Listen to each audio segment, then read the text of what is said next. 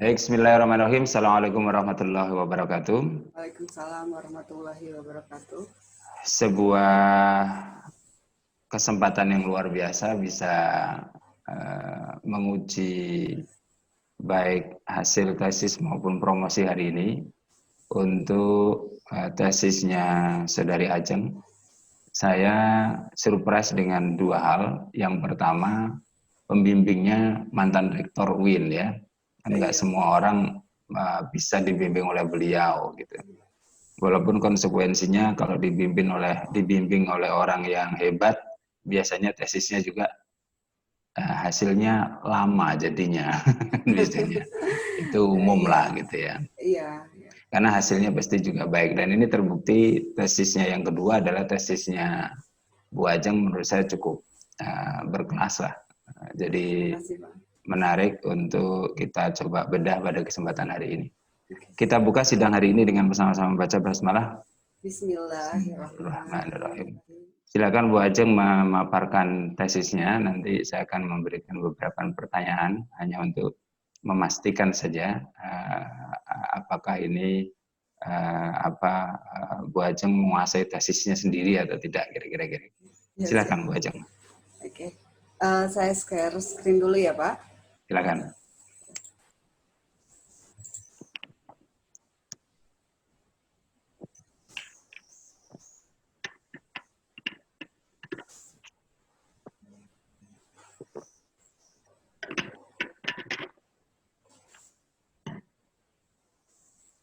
Oke. Bismillahirrahmanirrahim. Terima kasih Pak Supangat atas kesempatannya hari ini. Saya bertemu kembali dengan Pak Supangat sebagai penguji ujian promosi tesis saya. Saya kali ini akan memaparkan kembali mengenai tesis saya yang berjudul Manajemen Strategi Sekolah Dasar Islam. Ini sebetulnya ada videonya, tapi somehow mungkin nggak bisa kesetel di sini, harus video. Jadi kita skip aja. Ini sebenarnya latar belakang Pak Supangat, latar belakangnya saya videoin, saya kompres. Nanti coba saya setel. Atau kalau nggak bisa nanti di-share lewat WA aja. Oke, sudah saya videoin, saya save jadi video semuanya. Jadi tadi di video tadi itu adalah latar belakangnya dan juga permasalahan. Kemudian dari latar belakang dan permasalahan tersebut, kemudian saya juga melakukan penelitian terdahulu yang relevan berdasarkan masukan dari Prof. Suwito, harus yang terupdate penelitiannya, dan juga lebih banyak jurnal dibandingkan tesis ataupun disertasi. Nah, di sini makanya saya kurangi dan saya tambah, saya cari kembali nih ada tambahan satunya, yaitu ada di Nasr ini mengenai penelitian di Universitas di Gaza. Nah, ini adalah perbedaannya, fokus-fokus penelitiannya dari penelitian ini. Kemudian apa sih persamaannya? Nah, persamaannya ini memang mereka melakukan analisis di gambaran umumnya manajemen strategi. Spesifiknya adalah mengenai keunggulan bersaing berkelanjutan. Ada yang menguji mengenai keunggulan bersaing berkelanjutan dengan kinerja sekolah, dan memang terbukti. Nah, ini ada di penelitiannya Endugo ini di sini nih. Ini penelitiannya di nomor 3 ini. Nah, itu tadi persamaannya. Kemudian saya sebagai penulis melihat ruang kosongnya itu ada di mana ya? Tadi ruang kosongnya itu ada di sekolah dasar Islam. Nah, ini memang ada sekolah dasar juga. Nah, ini spesifik sekolah dasar Islam. Yang paling kosong tentunya ada di pendekatan metodologi penelitian menggunakan grounded teori. Jadi bagaimana kita membangun atau mengembangkan teori dari manajemen strategi keunggulan sekolah dasar Islam. Nah, itu yang menjadi ciri khas penelitian saya. Oke. Berdasarkan tadi latar belakang dan juga penelitian awal saya, Maka tujuan penelitian adalah menemukan atau membangun teori manajemen strategi sekolah dasar Islam. Kemudian tadi metodenya dengan grounded teori, di mana pada umumnya biasanya kan teori konseptual menuju kajian empiris. Nah, kalau ini memang tantangan besar buat saya yang diberikan oleh Prof. Dede, itu kajian empiris berdasarkan data diperoleh menuju ke kajian konseptual. Nah, ini luar biasa, makanya sebenarnya itulah tantangannya. Nah, kemudian tempat penelitian kenapa dipilih ini kemarin juga berdasarkan masukan dari Pak Supangat untuk menguatkan saya terhadap pilihannya, itu adalah latar belakang para pendiri sekolah tersebut. Jadi memang beragam pendirinya, dari Budi Mulia oleh Pak Amin Rais adalah tokoh Muhammadiyah, walaupun tidak dalam jaringan Muhammadiyah sekolah Budi Mulia itu sendiri. SD Al-Azhar oleh Masyumi, dan banyaknya dari Partai Masyumi ya. Kemudian SD Cikal sendiri memang tidak berafiliasi dengan organisasi manapun karena didirikan oleh aktivis angkatan 66 oleh 9 orang, itu termasuk salah satunya istrinya Pak Mary Muhammad. Nah, pemilihan lainnya tentunya adalah dari kemampuan ketiga sekolah ini dari tahun 2015 sampai 2020 itu bisa mempertahankan jumlah siswanya. Itu menjadi pokok utama dari sekolah dasar swasta ya Pak Supangat. Nah, ketiga sekolah ini bisa mempertahankan. Tapi apa sih permasalahan yang ditemukan juga di sekolah ketiga sekolah ini? Kemampuan sekolah ini untuk membuat suatu strategi oleh saya sendiri melihat bahwa sudah sangat baik, hanya memang mereka melakukannya berdasarkan pengalaman dari para pemimpinnya. Memang pengalaman itu guru sangat berharga ya, tapi memang teorinya sendiri ataupun mereka sebenarnya punya ilmunya sendiri yang secara spesifik latar belakang itu tidak gitu. Nah, mungkin itu bisa satu sisi bisa kita lihat menjadi satu permasalahan, satu sisi juga bisa jadi tidak ya Pak. Oke. Nah, ini adalah tujuan, metode, dan tempat penelitian. Dan oleh sebab itu, tempat penelitian ini menjadi ruang pembatas permasalahan saya dan juga cakupan dari data yang akan saya ambil, yaitu mengenai persaingan itu sendiri, sarana-prasarana, dan juga kurikulum. Jadi memang itu batasannya, walaupun mungkin pengembangannya bisa jadi dengan finansial lebih detail dan lain sebagainya, tapi memang saya batasi hanya di situ saja. Oke. Nah, ini manajemen persaingan, ini saya juga sangat mencoba untuk memahami dan saya juga sangat memahami antara metodologi penelitian dan juga data yang saya ambil. Jadi kalau berdasarkan teori sebenarnya, kalau kita berdasarkan teori itu memang harusnya urutannya tidak horizontal, harusnya vertikal. Tapi latar belakang saya membuat taksonomi seperti ini adalah sebenarnya bukannya sistematis, tapi lebih kepada apa saja yang sudah ditemukan di sana. Jadi itu yang menjadi argumentasi saya kepada Pak Supangat, yang Pak Supangat memberikan masukan ketika khusus di taksonomi manajemen persaingan, gitu ya. Itu adalah alasannya. Jadi kemarin di sini saya tulisnya ancaman dan peluang. Nah, akhirnya saya di sini masukkan menjadi kekuatan bersaing lingkungan sekolah. Dan memang ini menggunakan teori dari Potter. Oke. Tapi sebelumnya saya akan bahas mengenai pelayanan sekolah. Di sini pelayanan sekolah di sini memang lengkap dan hampir lengkap dan beragam. Kemudian memang di tempat penelitian pertama sangat terasa sekali profesionalisme mereka, kecepatan dan juga kerapihan dan keramahan dari sekolah tersebut. Di tempat kedua juga ditemukan yang sama. Tempat ketiga juga sama, tapi mereka juga punya perbedaan. Kemampuan di sekolah pertama untuk menggunakan bahasa Inggrisnya itu jauh lebih terasa, modernnya lebih terasa. Nah, itu ada di tempat penelitian pertama.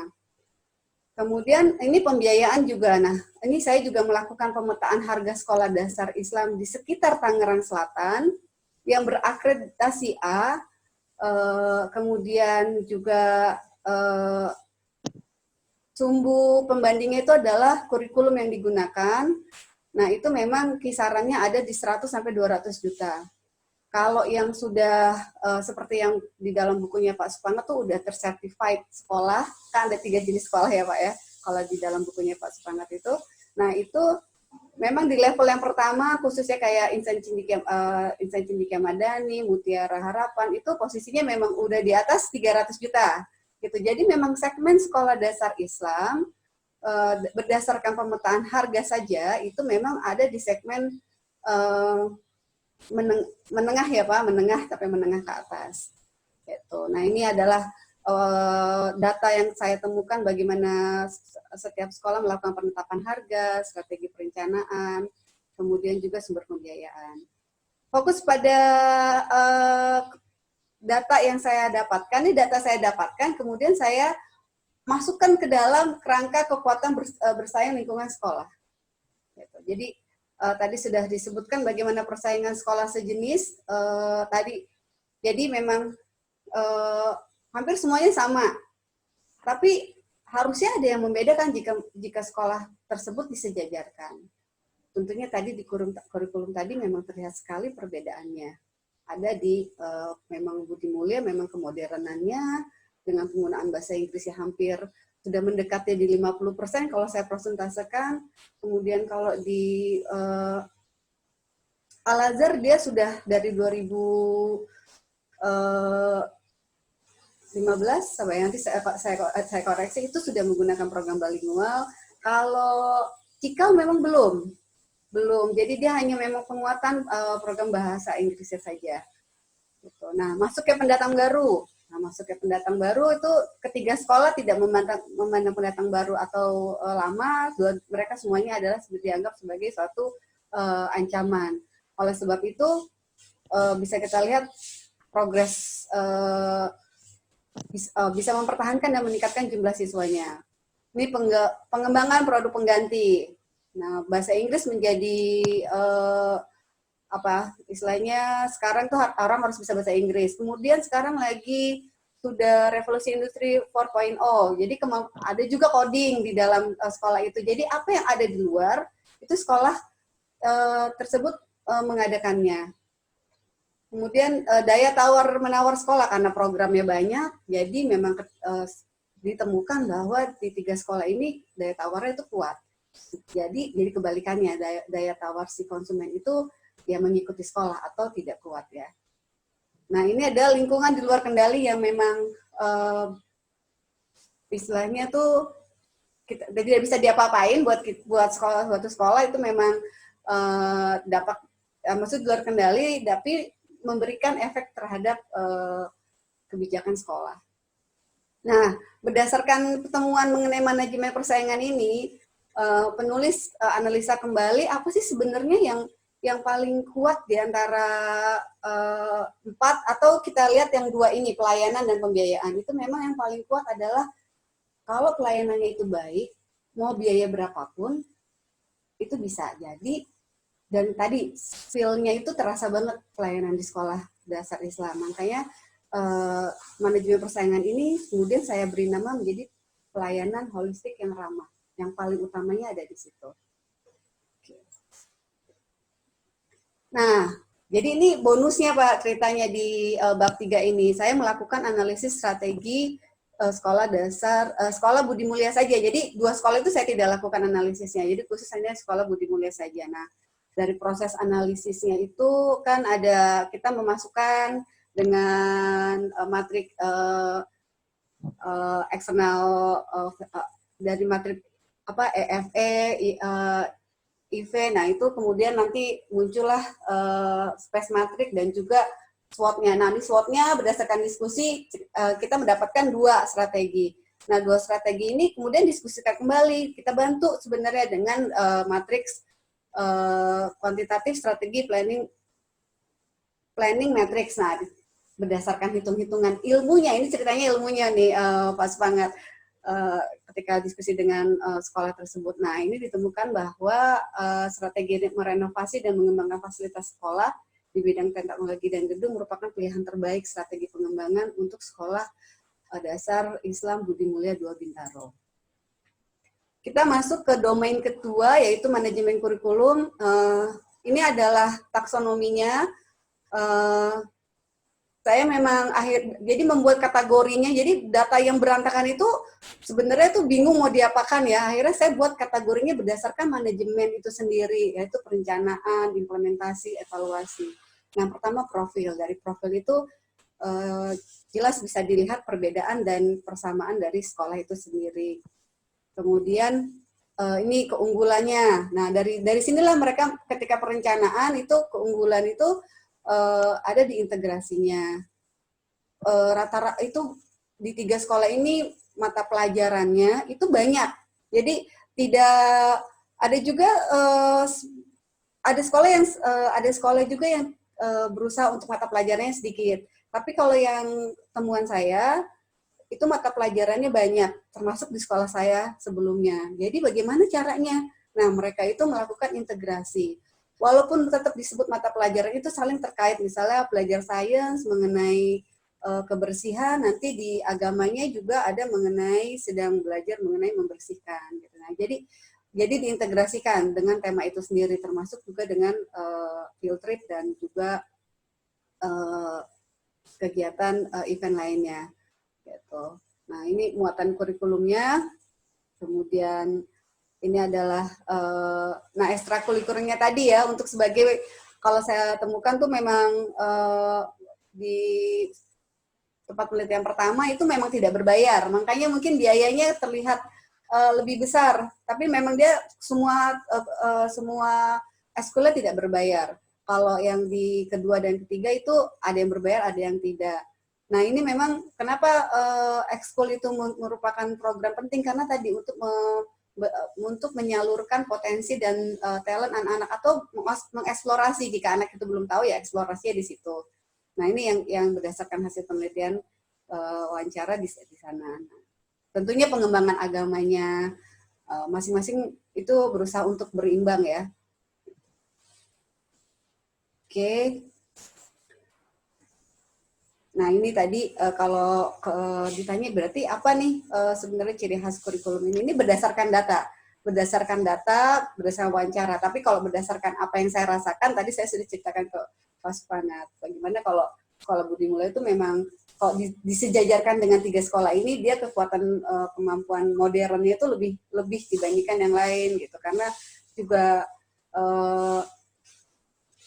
kemampuan dari pegawainya dan kemampuan bahasa Inggrisnya juga, para pemimpinnya tuh mampu menggunakan bahasa Inggris ya di sekolah yang pertama ini. Kalau yang di sekolah kedua ini ya oke, paham tapi tidak sebagai bahasa sehari-hari. Di sekolah ketiga apalagi tidak. Sekarang terjadi pergantian kepemimpinan juga. Oke. Jadi kalau bicara tentang apa sih jadi spesifiknya, memang yang pertama ini lebih modern sekali. Oke, sekarang domain yang ketiga mengenai sarana dan prasarana. Ini jadi yang saya lihat dari 3 tempat ini memang baik gedung juga fasilitas olahraga itu lengkap dan juga canggih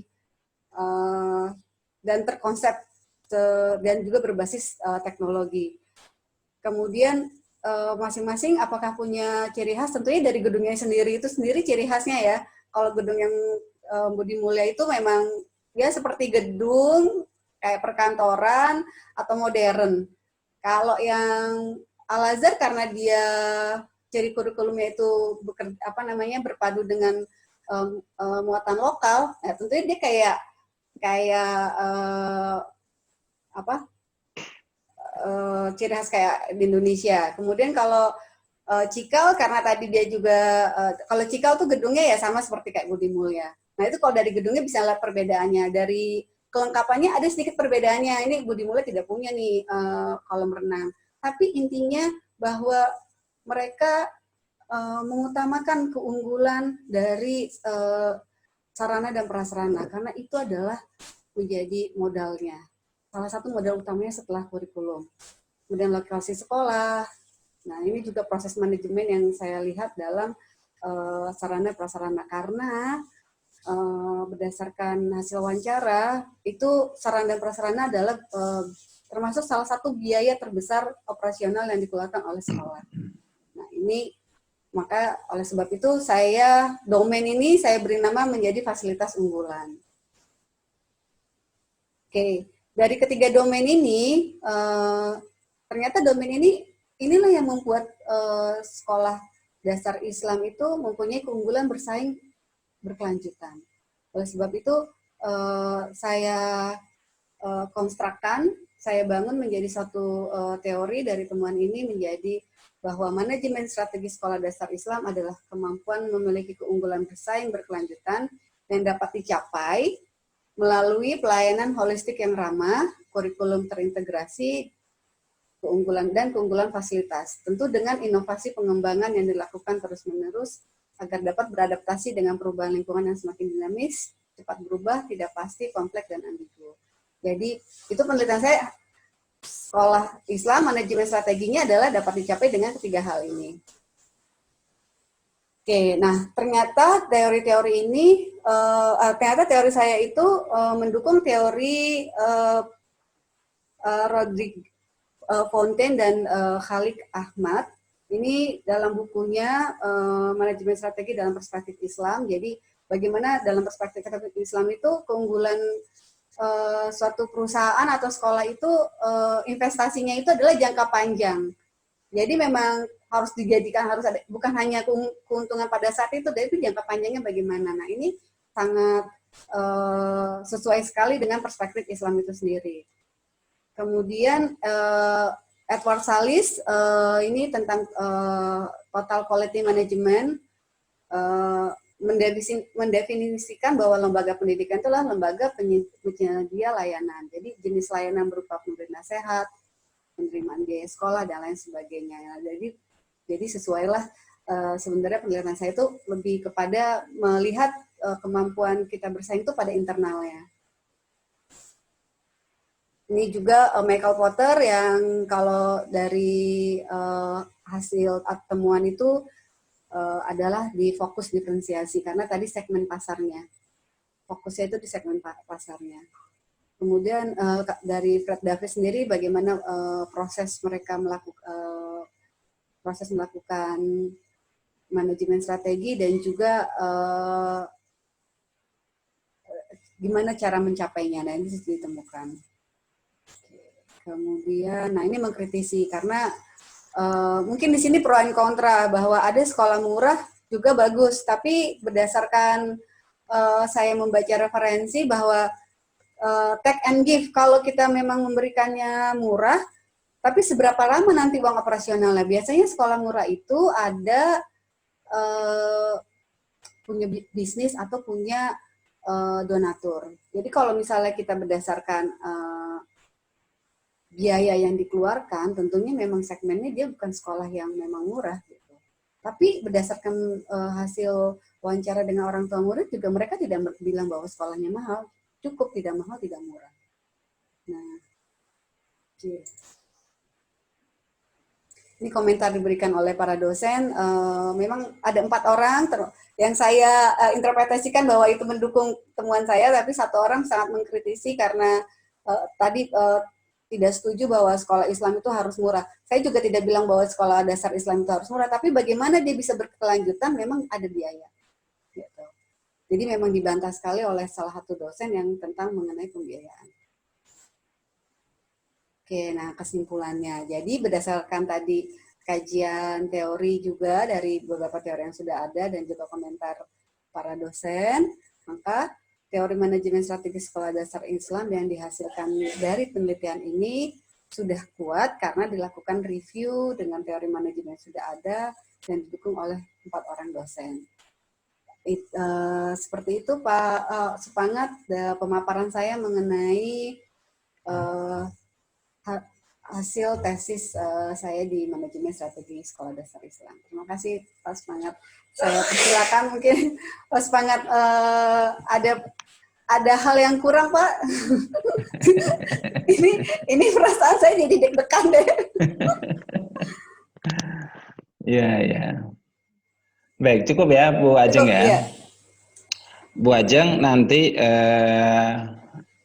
memang ini promosi ya. Promosi artinya kan mempromosikan tesisnya Bu Ajeng. Dan memang tesisnya Bu Ajeng ini layak untuk dipromosikan. Dan beberapa pertanyaan saya Bu Ajeng boleh jawab sesuai dengan tesis Bu Ajeng, atau boleh juga ini jadi rekomendasi bagi Bu Ajeng untuk nanti disertasi S3-nya. Kira-kira gitu ya. Jadi Iya, Pak. sekali lagi boleh dijawab sesuai dengan tesisnya Bu Ajeng, Ya. boleh menjadi rekomendasi nanti di disertasi S3-nya. Yang pertama di pendahuluan ya. Di pendahuluan tesisnya Bu Ajeng ini salah satu yang diungkap Bu Ajeng adalah tentang jumlah siswa. Jumlah siswa di 3 sekolah itu mengalami peningkatan ya dari Ya. tahun ke tahun. Ini kan ingin memastikan oleh Bu Ajeng bahwa 3 sekolah ini layak untuk diriset karena cukup baik manajemennya. Ya. Salah satu indikasinya adalah jumlah siswa. Ya. Mengapa lalu dalam teori dan dalam temuan tidak banyak bicara tentang jumlah siswa?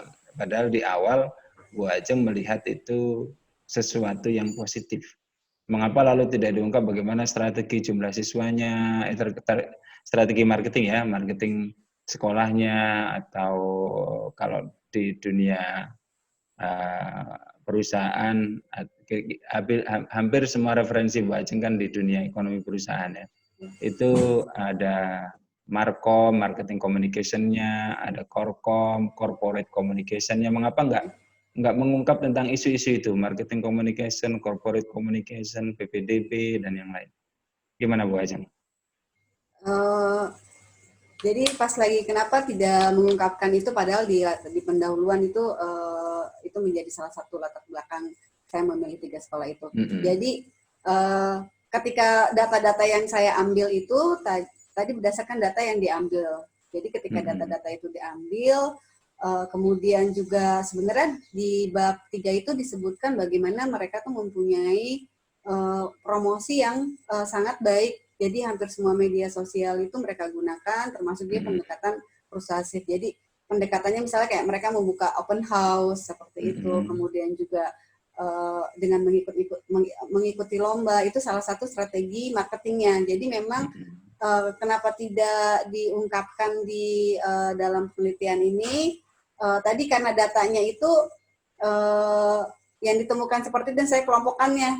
Mungkin pada saat itu juga saya tidak terfikirkan juga untuk menggali di marketingnya, karena tadi lebih pada mencari data saja yang ada dikumpulkan. Jadi, bisa tadi seperti Pak Semangat bilang, kalau misalnya mau dilanjutin mungkin nanti itu menjadi gimana sih marketingnya. Memang itu dibilang miss, mungkin bisa juga miss, tapi juga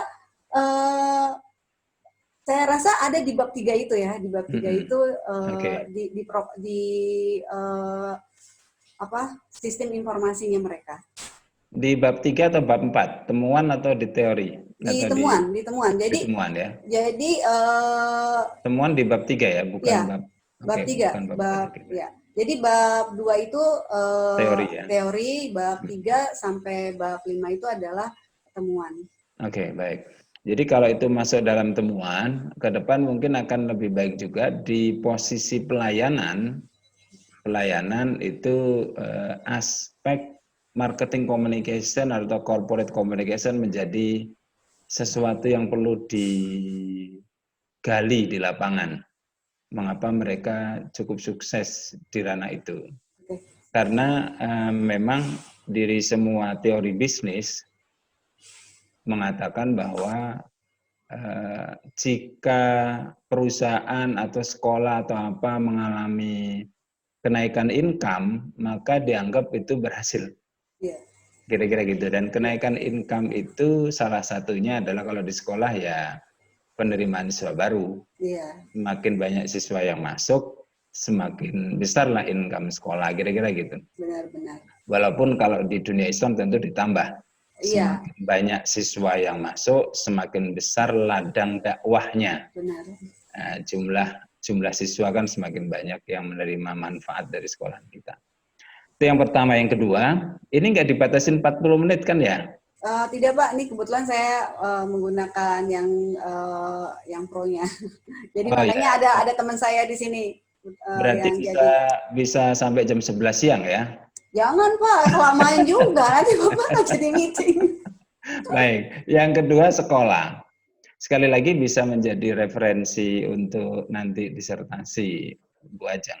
Ya, Eh, Lokasi sekolah ini kan semuanya di Tangerang Selatan ya.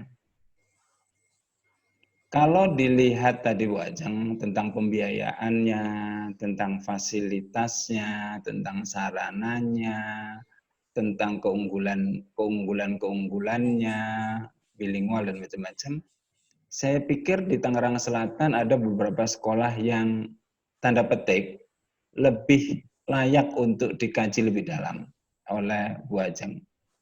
Contoh misalnya di Tangerang Selatan itu ada Savana, itu salah satu ya, sekolah yang sebenarnya masuk dalam listnya Bu Ajeng. benar. Nah itu jauh di atas mereka secara apa namanya, secara secara keuangan ya, secara keuangan dan keunggulan. Savana contohnya. Contoh yang lain yang tapi tidak dimasukkan dalam listnya Bu Ajeng adalah Insan Cendikia yang negeri. Oke. Itu kan prestasinya juga banyak ya, walaupun dia tidak ada SD-nya. Tapi kalau yang mau yang ada SD-nya, yang swastanya namanya ICM, Insan Cendikia Mandiri atau Madani, Mandiri ya, Madani. Saya kan Madani ya. alma mater sana Pak. Nah, apalagi Bu Ajeng alma mater situ, tahu betul bagaimana SD-nya kan. Iya. Biayanya tahu, kualitasnya juga tahu, fasilitasnya juga tahu, kan tahu betul Benar-benar. sebagai orang alma mater situ. Nah itu tapi tidak masuk dalam list di apa namanya. Saya cukup tahu tentang Tangerang Selatan karena saya pernah menjadi direktur dari salah satu sekolah yang Bu Ajeng listkan. Jadi saya tahu beberapa Iya, di sekolah-sekolah itu. Asukro ya Pak. Nah, pertanyaannya adalah mengapa sekolah-sekolah itu tidak menjadi sesuatu yang menggelitik Bu Ajeng untuk digarap? Atau memang sudah direncanakan untuk disertasinya? Eh, Kalau ICM sendiri sebenarnya proposal saya adalah studi kasusnya adalah sekolah ICM. Sekolah ICM sendiri itu saya merasa bahwa saya menjadi bagian membangunnya. Saya bergabung di 2015 di sana. Jadi saya sebagai pengembang kurikulumnya secara apa istilahnya udah jadi saya sangat tahu lebih detail lagi dengan ICM. Hanya satu dan lain halnya ketika proses saya mengajukan ke sana itu terjadi prosesnya sangat lama dan akhirnya saya memutuskan oke gitu. Jadi memang ada hal-hal yang di luar kemampuan saya, mungkin saya sudah jadi alma mater agak sulit. Jadi sebenarnya pengen ke situ, tapi secara teknis agak berat. Agak susah, agak Susah. susah. Oke, Jadi baik. memang ada masalah Sudah yang di luar berusaha ke dari, sana ya. iya di luar Oke, dari baik. profesional. Walaupun kalau sama ownernya sampai Prof Dede, saya kenal saya apalagi karena bukan sama-sama cuman ya tadi ada hal-hal yang Ya. tidak mendukung nanti saya untuk penelitian. Jadi ya sebenarnya saya sangat tahu sekali ICM, Savana ataupun Mutiara Harapan ataupun juga Asukro itu juga memang sekolah yang sebenarnya secara dari segi kemampuan mengejar kemodernan kurikulum atau globalisasi itu sudah sangat implementasi sudah sangat diimplementasikan gitu kan Ya. di dalam lapangannya. Tapi tadi kasus yang tadi kalau Asupro memang udah bikin Pak suratnya, cuman pas lagi ngelihat datanya, data penerimaan muridnya di tahun 2019 atau 2018 itu terjadi penurunan jumlah siswanya. Iya, Gitu. saya sudah Jadi nggak jadi direkturnya masalahnya. iya, tapi waktu itu sudah dikasih tahu nanti kalau Bu Aji mau ke Asupro minta bantuan Pak Supangat. Oh iya, saya bilang gitu. Gitu. Jadi waktu itu Asupro tidak saya masukkan, walaupun mungkin tidak saya sendiri datang ke sana, insya Allah bisa. Hanya tadi karena jumlah siswanya. Kalau savana juga uh, ada alfat juga sama yang sudah ini. Nah, alfat juga dia ada sedikit penurunan. Jadi ada pilihannya itu waktu itu saya memang terlalu dibatasin dengan jumlah siswa. Iya. Jumlah siswa. Nah, Jadi berarti PR disertasi ke depan ya. Jumlah siswa kan iya, penting, iya, Ibu iya. Ajeng ya. Iya sih. Kalau bisa itu digarap betul. Karena salah Aduh. satu indikatornya itu ya. Iya. Segera S3-nya. Amin. Boleh saya lanjut? Silakan Pak. Ya, kemudian untuk teori, Bu Ajeng itu kan di temuannya banyak bicara tentang kurikulum ya, Iya. tentang sarana ya, tentang pelayanan biaya, pelayanan sekolah gitu. Tapi di kajian teorinya bicara tentang kurikulum, sarana, pelayanan itu minim. Walaupun di dalam temuannya Bu Ajeng itu ada juga tentang analisa eksternal internal ya. Iya. Itu kan ada SWOT-nya kuat, di teorinya Bu Ajeng kuat. SWOT-nya Porter, Kotler itu kuat betul. Hanya tidak ditemukan tentang teori kurikulum, teori pengelolaan sarana sekolah, teori tentang kan tadi ya kurikulum kan penting ya, sarana kan penting, teori tentang bagaimana memanajemen keuangan gitu. Ada komentar nggak Bu Ajeng? Kalau teori sendiri itu di dalam misalnya teori kurikulum di bab 4 bab 4 itu sendiri di temuan juga saya bahas mengenai kurikulum itu sendiri. Jadi di dalam pembahasan itu saya ambil konsep dari beberapa pakar, kemudian dengan temuan, kemudian dengan temuan di lapangan, kemudian dengan pembahasan saya. Jadi ada di bab masing-masing, misalnya kayak sarana dan prasarana itu di bab 5. Jadi memang teorinya ada di situ Pak. Saya masukkan di dalam teori bab 4 untuk kurikulum dan bab 5 untuk teori sarana dan prasarana.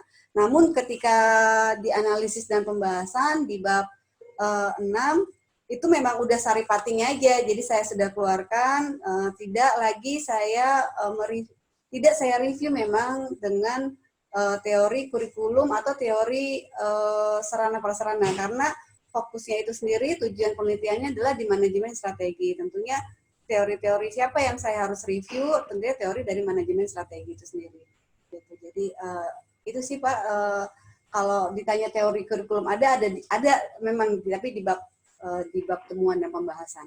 Ya, jadi bukan di bab 2 ya, yang terprediksikan oleh di Bu Ajeng ya. Walaupun ke depan kalau kajian disertasinya, karena sudah menemukan misalnya, menemukan di lapangan, menemukan ada keunggulan aspek sarana dan ada keunggulan aspek kurikulum, karena ini grounded teori ya. Ibu langsung ungkap itu teori-teori itu seperti apa, baca sebanyak mungkin. Oh ini kelebihan gini-gini, sehingga nanti ketika menemukan pengelolaan sarana kan sarana menjadi sesuatu yang penting. Sehingga ketika menemukan pengelolaan sarana di 3 sekolah itu, kira-kira itu sesuatu yang baru atau sesuatu yang malah ketinggalan zaman berdasarkan teori. Kalau sesuatu yang baru, nah jadilah teori baru tentang sarana. Tapi kalau sesuatu yang tidak baru, bahkan tidak terupdate, itu menjadi sesuatu yang tidak unik lah ya. Jadi sebenarnya mereka hanya menjalankan teori yang sudah usang. Contoh di sarana ini masih agak lemah di beberapa sekolah, terutama sekolah Islam. Ada teori yang namanya RCPS. RCPS itu root cause and problem solving. Ini teori ini sangat kuat sekali, diinspirasi oleh ISO, lembaga ISO, dan itu yang diimplementasikan di sekolah-sekolah, root cause and problem solving. Salah satu indikasinya adalah bahwa sekolah-sekolah itu seringnya kebutuhan dana yang dimiliki dengan keinginan sarananya pasti nggak balance. keinginan sarananya terlalu tinggi, kebutuhan dananya nggak nyampe. Nggak nyampe, ya. Walaupun sekolah semahal ICM misalnya, itu ketika ditanya apakah perencanaan sarananya sesuai dengan anggaran yang ada, mereka juga akan mengatakan kurang. Iya. Mau bikin helipad belum ada, mau beli helikopter belum mampu, kira-kira gitu. Nah, jadi memang kalau yang lain baru mau beli mobil operasional, mereka mau beli pesawat operasional gitu. Dan itu tidak mampu juga gitu, karena kan boarding. Jadi kalau ada anak-anak sakit kan kalau pakai helipad tuh mudah tuh, masukin helikopter pulang ke kampung, nah langsung selesai gitu, cepet. Jadi nggak nunggu travel datang ya lama kan kira-kira gitu. Jadi selalu. Nah, untuk mensetarakan antara kondisi keuangan dengan kondisi sarana, ini ada teori namanya RCPS. Nah, SPS. ya itu PR bagi beberapa sekolah. Nah, saya ingin mencari itu teori RCPS di tesisnya Bu Ajeng, tapi belum ketemu. Mungkin karena memang sekali lagi fokus Bu Ajeng dari awal itu manajemen strategik. Jadi yang dicari teori-teori tentang manajemen strategik. Tentu tidak ada yang mengatur manajemen strategik yang bicara tentang RCPS. Nggak Iya. ada, karena memang Iya. itu hanya di manajemen sarana prasarana.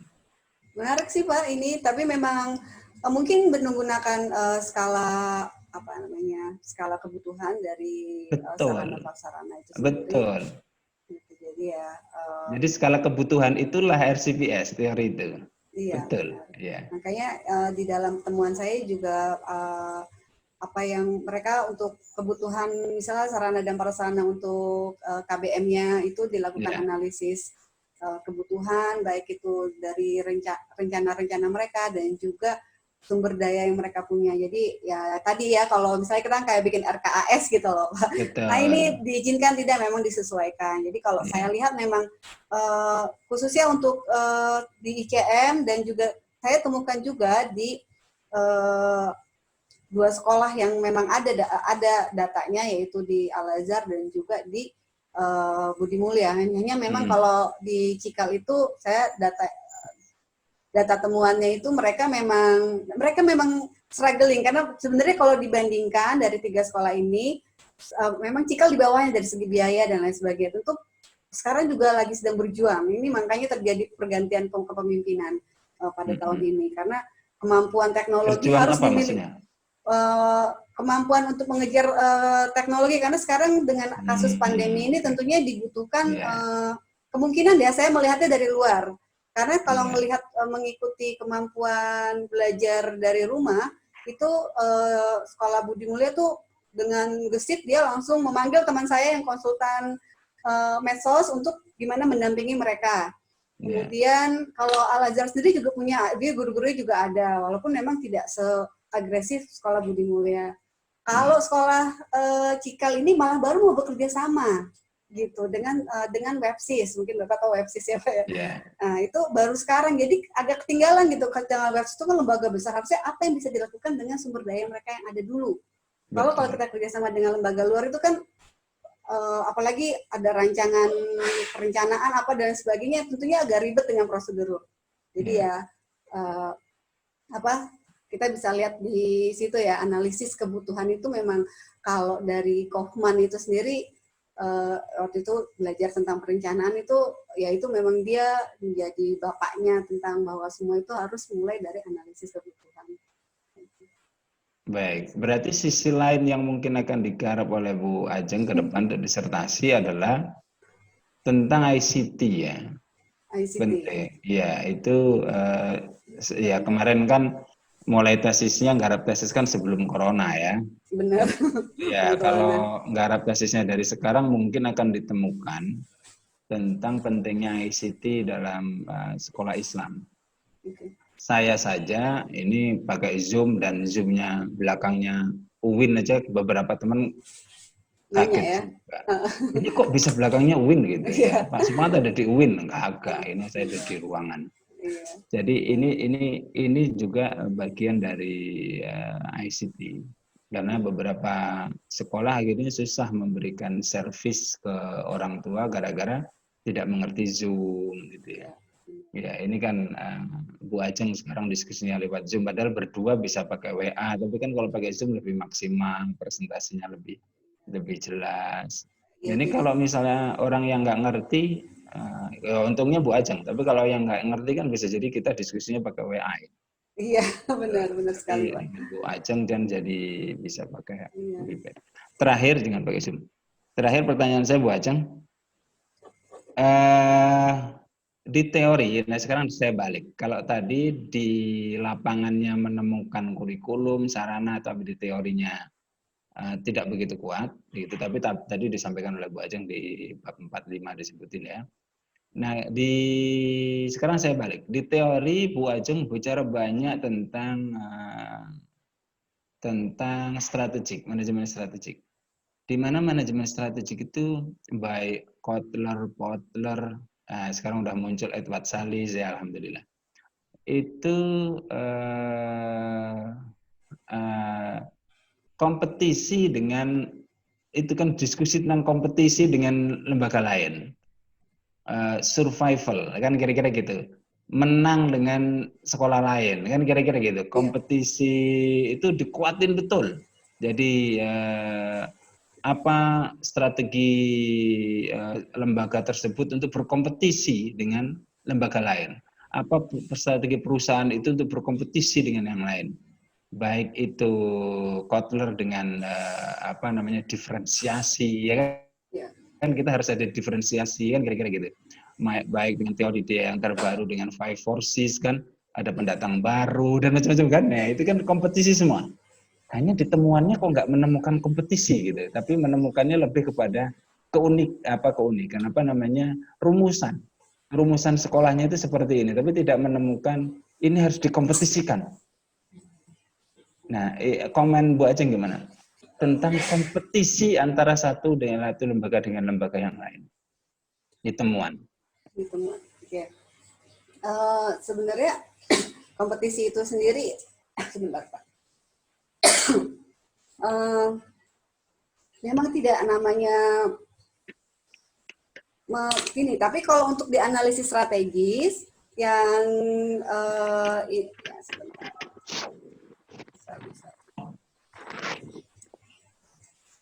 Tapi kayaknya saya nggak masukin. Jadi kita ada namanya menggunakan analisis CPM, profile matrix. Nah itu memang Budi Mulya melihat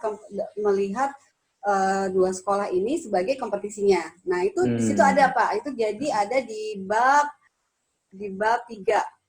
Ada Nah, ya. di analisis strategi. Nah, memang yang dibahas kompetisi si Budi Mulya dengan dua sekolah itu.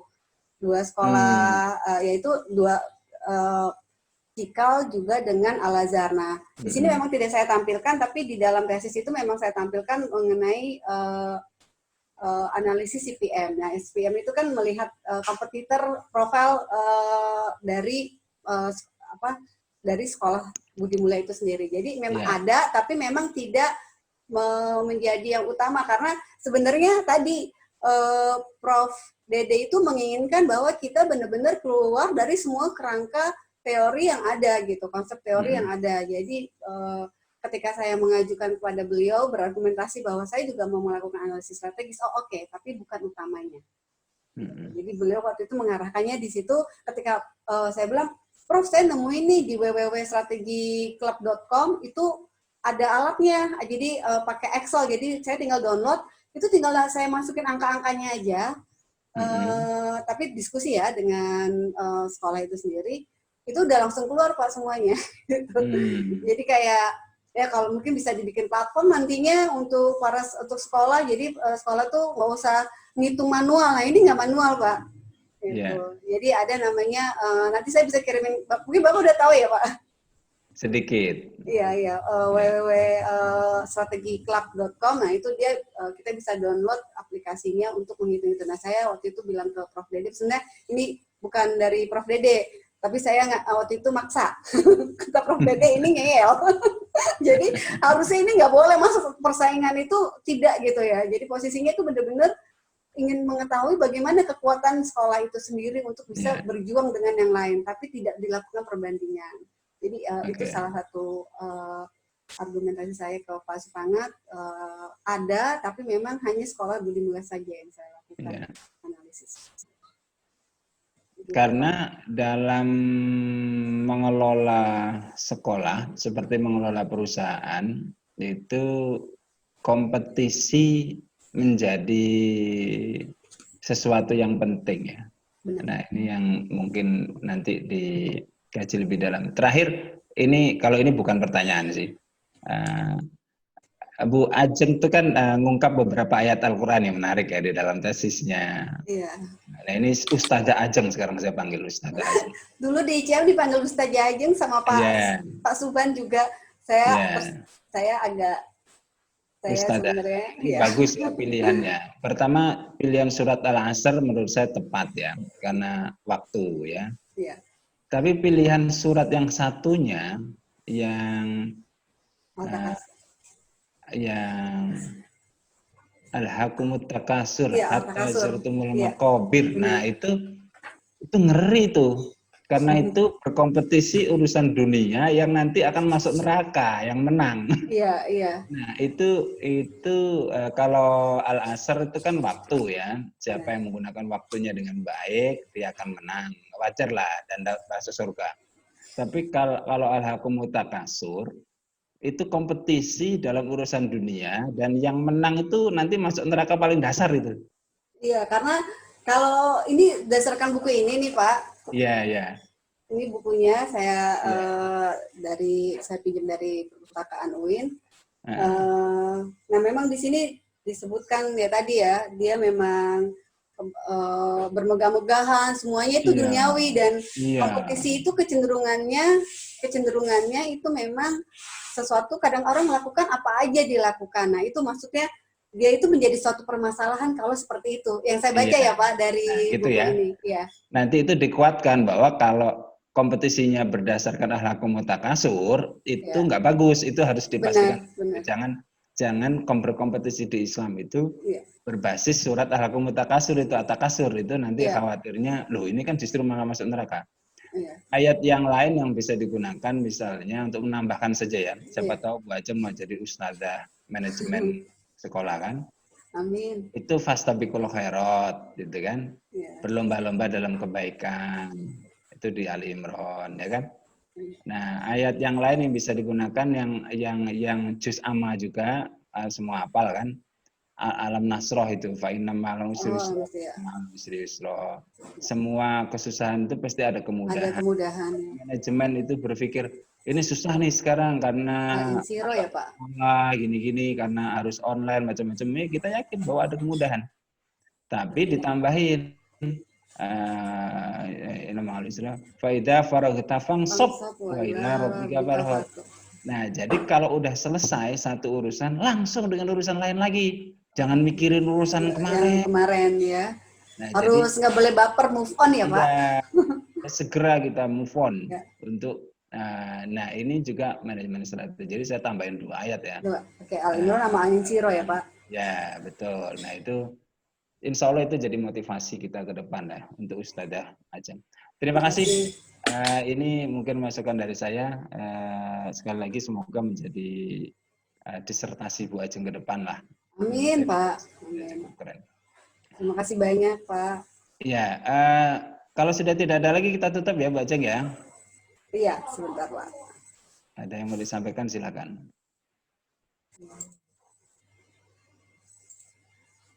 Oke, terima kasih banyak Pak Supangat. Pak Supangat memberikan motivasi saya untuk lanjut S3. Saya tentunya ingin sekali lanjut Pak. Namun satu dan halnya, saya kangen sama anak-anak SD gitu. Saya kangen mengajar kembali, walaupun mungkin nanti siswa saya mungkin bisa berubah menjadi mahasiswa. Saya juga inginkan, tapi pada saat ini saya ingin kembali menjadi praktisi dulu. Mungkin 1 tahun kemudian siapkan mental menjadi mahasiswa S3. Sedang mencari-cari juga yang bisa mensponsori karena satu dan halnya pasti penelitiannya membutuhkan inginnya penelitian berikutnya itu lebih bermanfaat untuk uh, masyarakat luas dan bisa dipakai gitu. Kadang saya juga berpikir tesis saya ini kira-kira buat siapa ya gitu ya. Apakah buat saya sendiri atau bagaimana? Kadang-kadang itu juga menjadi pemikiran pada usia saya sekarang, tentunya inginnya sesuatu berguna untuk yang lain.